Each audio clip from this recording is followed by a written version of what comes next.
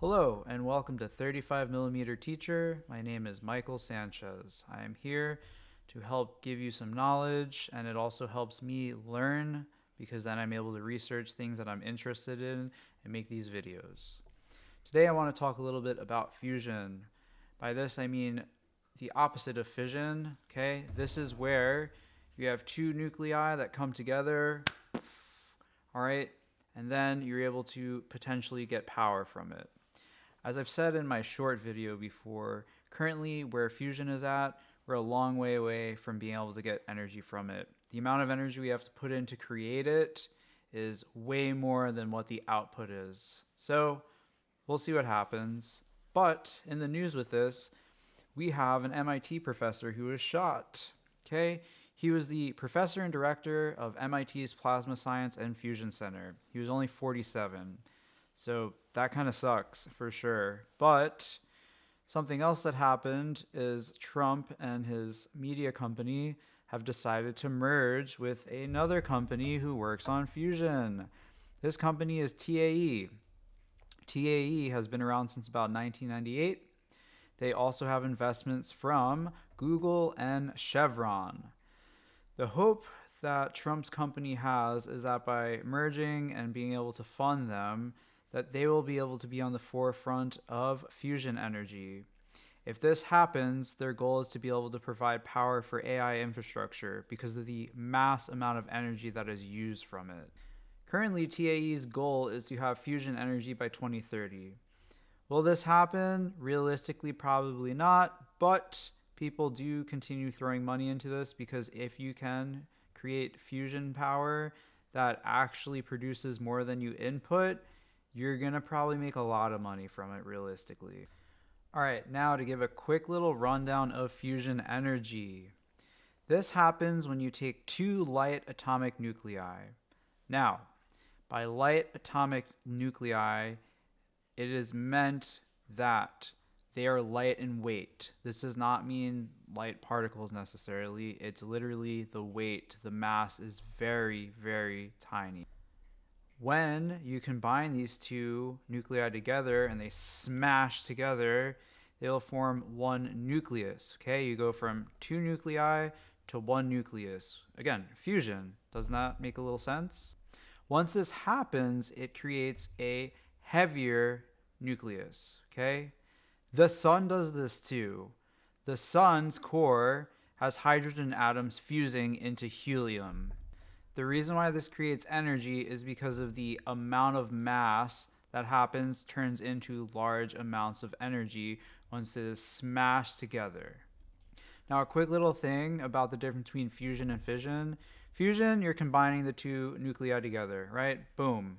Okay? Now, fission, all right, you're separating, you're splitting atoms such as uranium. Now you're going to have energy from this, and this is what we currently use because we have not really done well with fusion, but you're going to have a lot of radioactive waste in the end that we have no idea what to do with, and you're also going to have a risk of nuclear meltdowns, right? Think about The Simpsons and he's hanging in his little area, alarms go off, worrying something's going to happen. All right, this is what happens in real life.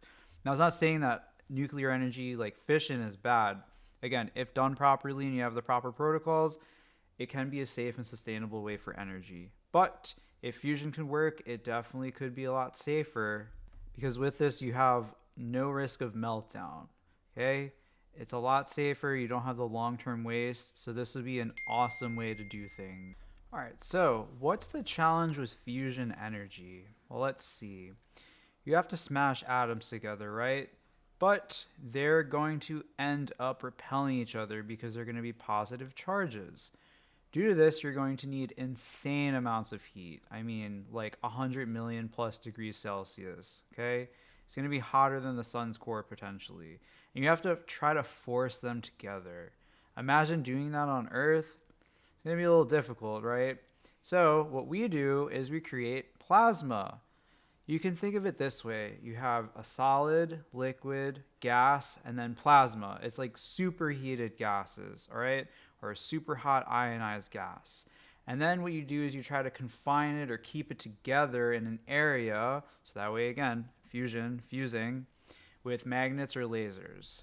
This is a huge challenge, okay? Yes, again, it's happening, it's possible, but to get the net benefit of energy, we're not there yet, sadly. But it's a really cool concept, and when you see it happen, you see this crazy pink light. But it's just the way our eyes see it because it's a red and blue combining together to give that pinkish vibe. So looping back to TAE with Trump's little merger we have going on, a lot of people use tritium fuel, but it can produce, and well, it does produce radioactivity. Tritium, if you're not familiar with it, it is used in watches sometimes. It's also used on sights for guns at times too. All right, it's that little glowy piece. It's relatively safe in the sense the amount of it is so small, and just having it in like plastic capsule, you're okay. But they need mass amounts of it, and there's a shortage of it.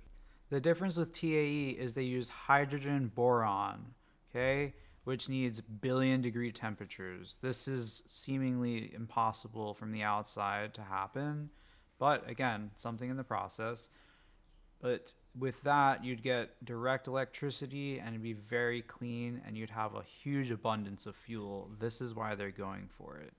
They have a more linear and compact configuration, okay, compared to some other people. So think of like a straight line. Some people have like a circular donut or something, almost like if you've seen in the Flash, like a particle accelerator, right? Again, this one uses something a little different. You can think of a straight line. So we'll see what happens. Hopefully in the future things will work out and we'll be able to get more sources of clean energy. Okay. For now, we do like to burn dinosaurs, which, I mean, it happens. Maybe we can get better fuel efficiency though and try to clean the air a little bit. But until then, we'll do that, and we will also keep working on fission. Again, still, this would be better than nothing, but it would be pretty sweet to be able to have a little mini star in an area creating power on Earth. We already get it from the sun, but as humans, we like to create things, and why not create a star on Earth to create fuel for us? Thanks for joining me. I hope you learned a little bit, and please like and subscribe. That way I can keep doing these videos. It would be very helpful. And this is Mew. All right, she's my little girl. She just had surgery yesterday, but she's hanging out for the video.